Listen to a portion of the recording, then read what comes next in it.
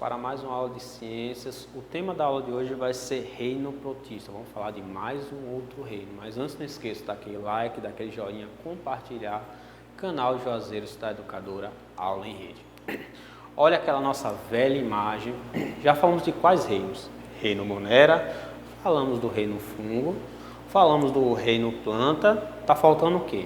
Reino protista, está faltando o reino animal. Agora vamos falar do reino protista. Vamos lá. O reino protista ele é caracterizado por ser formado por protozoários e algas, ok? Todos os seus seres são eucariontes. O que é que significa? São formados por células complexas. Lembre, existem seres que são procariontes, que são células simples, então tem seres formados por células complexas, que são células eucariontes. Todos os protistas são seres eucariontes.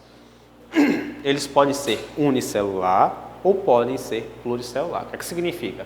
São seres que podem ser formados por uma única célula e são seres que podem ser formados por várias células, depende da espécie que nós estamos analisando, ok?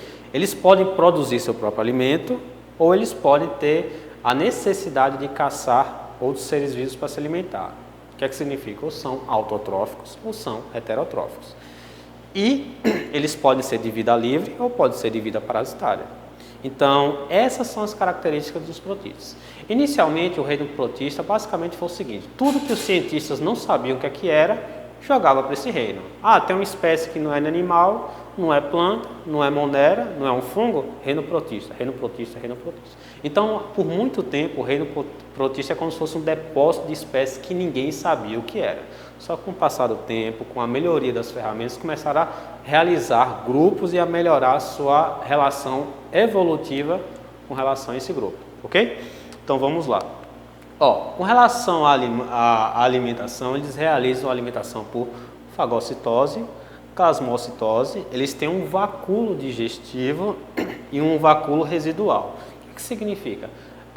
Os indivíduos dessa espécie, por exemplo, eles se alimentam por fagocitose. Eles não têm boca, propriamente dito. O que é que eles fazem? Eles realizam projeções e começam a capturar os alimentos. Tá bom? Aqui eu tenho uma figurinha para vocês de alguns indivíduos que são protistas. O que é que eles fazem? Eles abrem projeções do seu corpo e começam a se alimentar. Tá bom? Então isso eu chamo de fagocitose e plasmocitose, ok? Com relação à movimentação, os protistas, por exemplo, podem ser protozoários ameboides. Eles têm pseudópodes, que são falsos pés que realizam projeções. E eles começam a se locomover assim. Eu tenho aqui um videozinho de como seria isso. Vocês podem ver aqui tem uma ameba, aqui do lado. Eles fazem o quê? Distensão das suas projeções corporais. Então eles começam a se locomover assim. Ok? Eles podem ser de vida livre ou vida parasitária. E tem como exemplo amebas, radiolárias, heliosários e foraminíferos. São exemplos de protozoários que são forma ameboide. Protozoários flagelados são protozoários que têm projeções de locomoções chamadas de flagelo. Eu tenho aqui duas imagens. Está vendo esse chicotinho que sai em torno do corpo do protozoário? Isso aí eu chamo de flagelo. A partir da locomoção desse flagelo, eles conseguem deslocar curtas ou longas distâncias, ok? Normalmente os protozoários flagelados podem ser de vida livre ou de vida parasitária e tem como exemplo giardia, tricomonas, leishmanias e foraminíferos, ok? Então alguns desses indivíduos são parasitas do ser humano.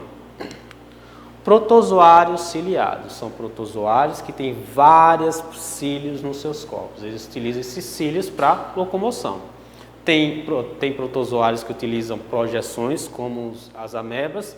Tem protozoários que utilizam os flagelos. E esses protozoários têm como se fossem pelinhos, não são pelos, ao longo dos seus corpos, que ao se movimentar, realizam movimentos, ok? Pode ser de vida livre, pode ser de vida parasitária. E tem como exemplos as cistomonas, ok? Eu tenho até aqui um videozinho mostrando essa locomoção desses protozoários.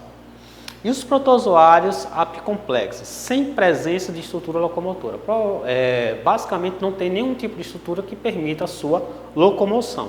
Normalmente são parasitas, ok? Eles apresentam o quê? Estrutura complexa de fixação do seu hospedeiro. Então é assim que eles se alimentam. Como eles não têm estrutura locomotora para se locomover livremente, basicamente eles são parasitas. Com relação à reprodução dos protistas, eles podem ser assexuados, basicamente se eles quiserem eles se dividem e geram outro indivíduo, ou podem ser sexuados por conjugação.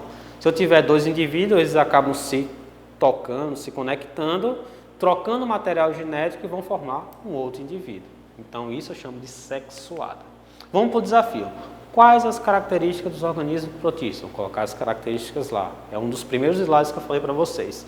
Classifique os protistas de acordo com sua locomoção. Existem várias formas de locomoção, vocês vão classificar eles. Como os protistas se reproduzem? Então essas são as perguntas. Boa sorte, pessoal, ao exercício.